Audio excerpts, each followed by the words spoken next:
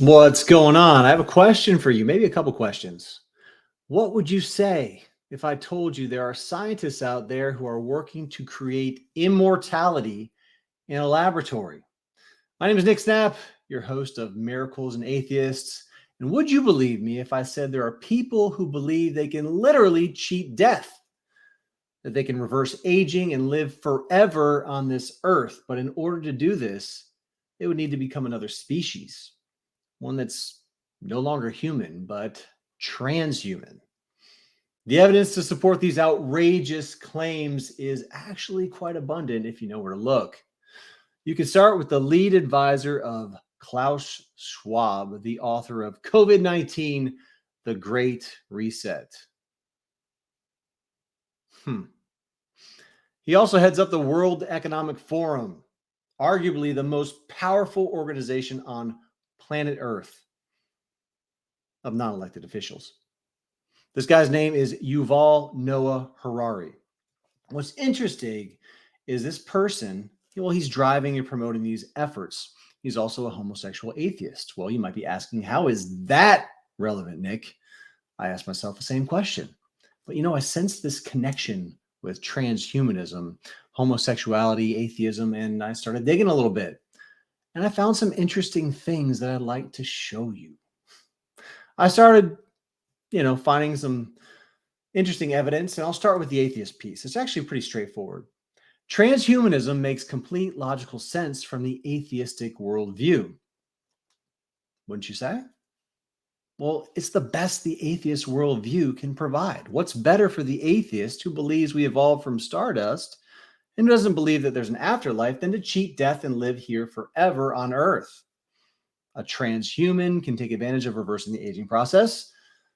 They can maintain youth forever for eternity, barring, of course, there's no unfortunate accidents that would result in sudden death. But they can do all this without the need for God. Again, this is the best the atheist can do because there's no afterlife, right? Think about this. If achieved, immortality would be accomplished not through divine intervention, but through transhumanism and science.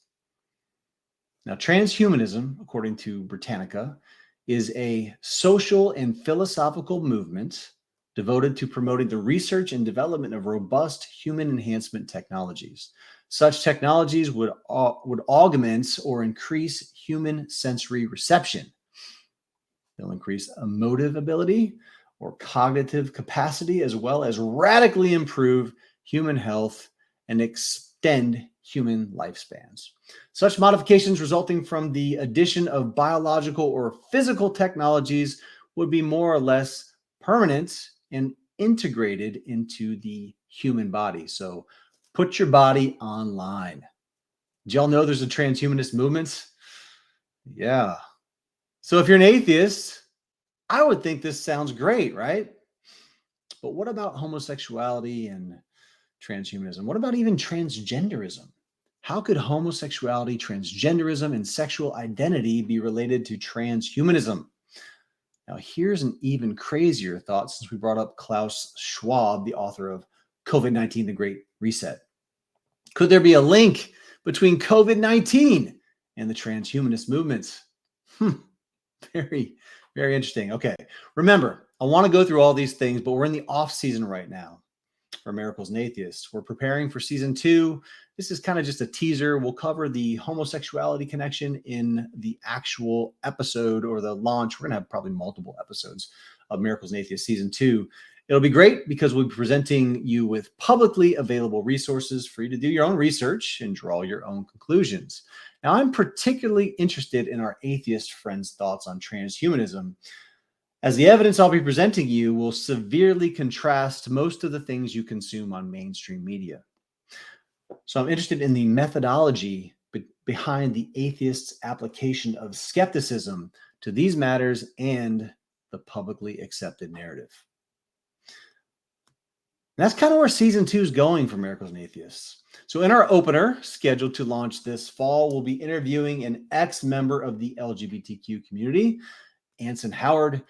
We want to get his take on transhumanism and whether there's a subtle or even salient connection between transhumanism and the LGBTQ community. On another note, for all of you who enjoyed the MACC, the Miracles and Atheist Community Call-In, Jason Duramo and I will also be bringing that back. We plan to break down transhumanism and take your calls live on air. So look out for the MACC relaunch. Very excited. Overall, this transhumanism stuff is fascinating. We'll present the facts. We found them in a variety of different formats, and we will give you a variety of different formats. We'll get your thoughts, especially those from our atheist friends, and we'll see what's really behind these ideas and this transhumanist movement. Really looking forward to Miracles Atheist Season 2. Can't wait to get back together with you all after a much-needed summer off. So I want to tell you that we're making Miracles and Atheist the movie. Miracles and Atheists is also creating a documentary film to bring atheists and believers together with a common goal, finding truth. Yet, as I've learned from my atheist friends, finding truth requires proof. What qualifies as proof that an invisible God exists? We're going to dig in together, atheists and believers, to seek truth. Is there a supernatural realm? Do miracles really happen? If so, can they be tested? We'll be traveling across this nation, maybe even the world, challenging people's faith, whether in God or in science or in both.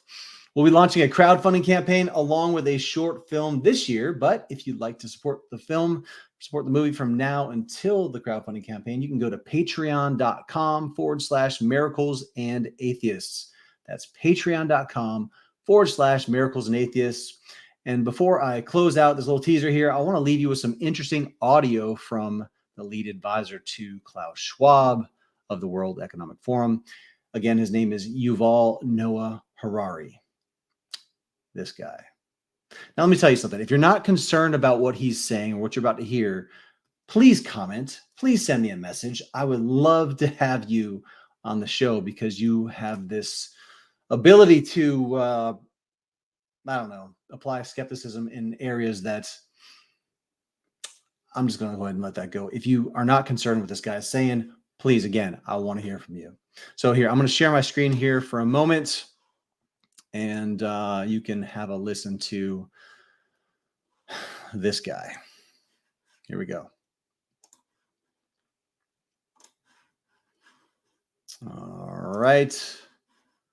Let me make this a little bigger here. All right, check us out. This is from BBC News. Have a listen.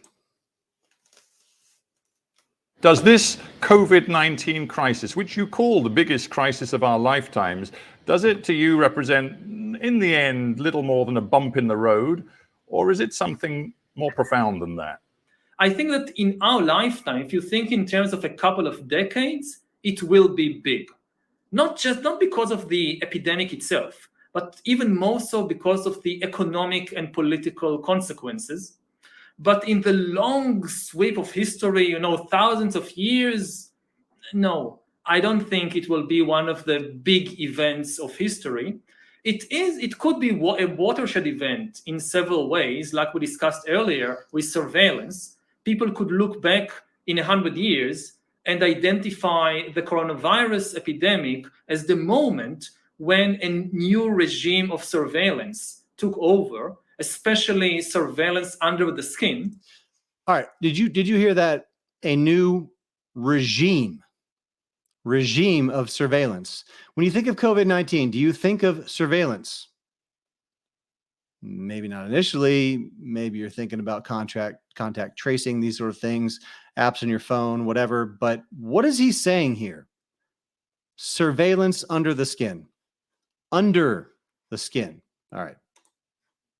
Which I think is maybe the most important development of the 21st century, is this ability to hack human beings, to go under the skin, collect biometric data, analyze it, and understand people better than they understand themselves. This, I believe, is maybe the most important event of the 21st century. The moment when a system out there knows me better than I know myself. Does this COVID-19... Yeah. Okay. Wow.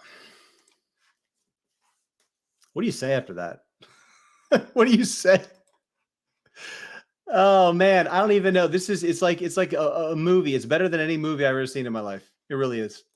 The things that are going on. But blessings. I'm looking forward to season 2. Please leave your comments. I'd love to hear your thoughts. And yeah, we'll talk to you soon. I'll have many more of these while we're taking our summer off. Take care.